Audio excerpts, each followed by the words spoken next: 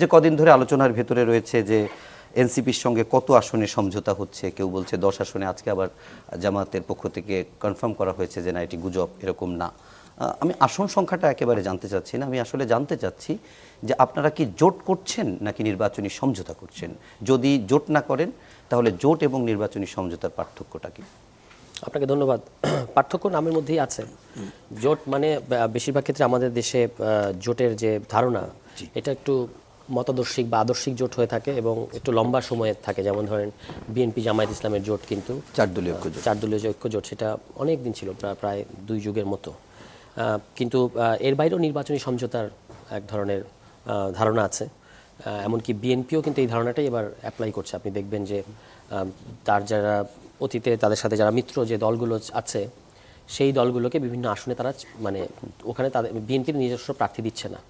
তো এবারও এখনও পর্যন্ত এটা নির্বাচনী সমঝোতা, যেটা যে আমাদের ক্ষেত্রে বলবো যেটা নির্বাচনী সমঝোতা, যে আমরা যারা ওই একটা অ্যালায়েন্সের মধ্যে আসলাম, তারা যেখানে যে দলের প্রার্থী থাকবে সেখানে অন্য দলের প্রার্থী থাকবে না। আচ্ছা, তাই একটা আন্ডারস্ট্যান্ডিং। এখন এই কথাটা আবার ধরেন এমনভাবে একটা মানে মিস ইন্টারপ্রেট করা হচ্ছে যেন যে এখানে আসন ভাগাভাগি হচ্ছে। কিন্তু আপনি একটা জিনিস খেয়াল করেন যে ধরেন আমাদের সাথে এই যে অন্যান্য যে দল, আমাদের অ্যালায়েন্সের অন্যান্য দলের সাথে একটা সমঝোতা হলো, কিন্তু ওখানে কি আমাদের ইলেকশন করতে হবে না? ওখানে ধরেন আমার আসনে আমাকে তো মঈন খানের সাথে, ডক্টর মঈন খান বিএনপির হেভিওয়েট ক্যান্ডিডেট, তার সাথে তার বিরুদ্ধে ইলেকশন করতে হবে। নাসিরুদ্দিন পাটোয়ারিকে এখানে মির্জা আব্বাস সাহেবের সাথে ইলেকশন করতে হবে। তার মানে ইলেকশন আপনাকে করতে হচ্ছে, কিন্তু আপনি কয়েকজনের সাথে একটা বোঝাপড়া এসে তাদেরকে তারা ওখানে প্রার্থী দিচ্ছে না, বিনিময়ে আমরাও তাদের আসনগুলোতে প্রার্থী দেবো না। এটা হচ্ছে আইডিয়া। জোটেও তো তাই করে। জোটের ক্ষেত্রে আবার মার্কার একটা বিষয় থাকে, চাইলেও ধরেন এটা তো এখন নতুন আপনি আরপিও করলেন, কিন্তু আগ পর্যন্ত যে জোটের আমরা দেখেছি যে জোটের ক্ষেত্রে সাধারণত বড় যে দল সেই দলের মার্কাতেই করা হয়। এবং এই যে আরপিও করা হয়েছে, এই আরপিও করার ফলেও তো একটা মানে স্ট্র্যাটেজিক ডিসঅ্যাডভান্টেজের মধ্যে পড়েছে বিএনপির মিত্র শক্তিগুলো। আপনি দেখতে পাচ্ছেন যে এখন এরা প্রায় দল বিলুপ্ত করে দিচ্ছে। ববি হাজার সাহেবের মধ্যে একজন ব্যক্তিত্ববান মানে মানুষ, তিনি বলছেন যে আমি কৌশলগত কারণে নিজ দল, তিনি একটা দলের প্রধান, নিজ দল ত্যাগ করে আমি বিএনপির যোগ দিয়েছি। রাশেদ গণ অধিকার একটা দলের সাধারণ সম্পাদক। জি হ্যাঁ, তো এই আরপিওটা একটা আমরা মনে করি যে একটা ওয়েলকাম চেঞ্জ ছিল, যে আপনি তার মানে বোঝা যাচ্ছে যে কারা আসলে এই যে ঐক্যমত্য কমিশনে আমরা একটা জিনিস খেয়াল করতাম আর কি, কিছু দল ছিল যাদের আপনি যদি বিএনপির পজিশনের সাথে মেলান, তাদের নিজ একটা থাকতে পারে যে 10টা জিনিস আপনি বিএনপির সাথে একমত, কিন্তু একটা জিনিস আপনি বিএনপির সাথে দ্বিমত, এটা হতেই তো পারে। কিন্তু আপনি দেখবেন যে এরকম কয়েকটা দল আছে নাম সর্বস্ব, তাদের এমন একটা পজিশন নাই যেটা বিএনপির সাথে মানে তারা ডিফার করছে, মানে ব্যাপক পরিমাণে সার্ভিস দিয়েছে। এবং ওইটার রেফারেন্স দিয়ে আমরা দেখতাম যে বিএনপি ঐক্যমত্য কমিশনে বলতো যে 90টি দল এই জিনিসটা চেয়েছে বা 90% দল এই জিনিসটা চেয়েছে। এখন ওই দলগুলোর পরিণতি কি? ওই দলগুলো হচ্ছে আপনার বিএনপি মহাসচিবের সামনে বসে বলছেন আমি আমার দল বিলুপ্ত করিলাম।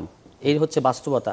একদিকে আমি এটা বলেছি কয়েকটা জায়গায়, একদিকে আপনার সেলিম মডেল অথবা হুদা মডেল, আরেকদিকে হলো ইরান মডেল। সেলিম মডেল আর হুদা মডেল মানে হচ্ছে নিজের দল বিলুপ্ত করে দিয়ে বিএনপি হয়ে যাও, আর ইরান মডেল হচ্ছে জোট থেকে বেরিয়ে যাও, এছাড়া তো আর কোনো অপশন রাখেন। কিন্তু আপনারা যারা নতুন রাজনীতির কথা বলছেন, খুব পুরনো প্রশ্ন, তারপর আরেকবার করি, সেটা হচ্ছে যে আপনারা যারা নতুন রাজনীতির কথা বলছেন, হ্যাঁ নতুন রাজনীতির কথাও পুরনো হয়ে গেছে, কিন্তু আপনারা তো বলেছিলেন যে কারো সঙ্গে আপনারা জোটে যাবেন না, কারো নেতৃত্বে আপনারা যাবেন না। তো যেখানে জামায়াতের সঙ্গে আপনাদের আলোচনা হয় 30 আসন 10 আসন, সেখানে নেতৃত্বটা কার থাকে?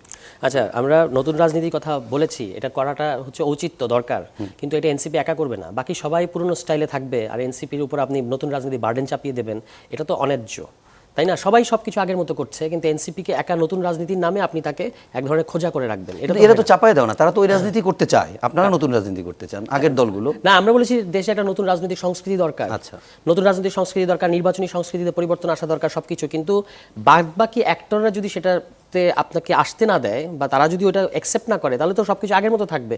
তখন আমরা কি করব? আমরা নতুন রাজনীতির নামে কি মানে চুপচাপ বসে থাকবো?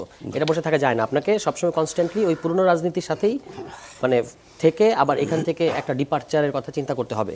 আরেকটা যেটা আপনি বললেন যে একটা প্রশ্ন ছিল আপনার, যে আপনারা নির্বাচনী জোট এবং সমঝোতা, আমরা বলেছিলাম যে একক নির্বাচনের কথা আমরা বলেছি, যে আমি একটা কথা আপনাদের এখানে বারবার এসে বলেছি যে আমরা একক নির্বাচনের সক্ষমতা আগে অর্জন করতে চাই। একক নির্বাচন করি বা না করি, সেই একক নির্বাচন আমাদের করার মতো যে 300 আসনে প্রার্থী আছে সেটা আমরা আগে মানে সেট করতে চাই। তারপরে যদি জোট একবারের জন্য আমরা জোট সমঝোতার আমরা করবো না কারোর সাথে, এই কথা আমরা হলফ করে কখনো বলি না, আমরা বলেছি প্রয়োজন হলে আমাদের করতে হবে, কিন্তু কারো নেতৃত্বে যাবেন না, এটাও বলেছেন। এখন তো এখানে ধরেন নেতৃত্বের প্রশ্নটা কি, এখানেও যে ধরনের এই জোটের বা জোট বলেন আর অ্যালায়েন্স বলেন, এখানেও নেতৃত্বরা ডিস্ট্রিবিউটিভ থাকবে,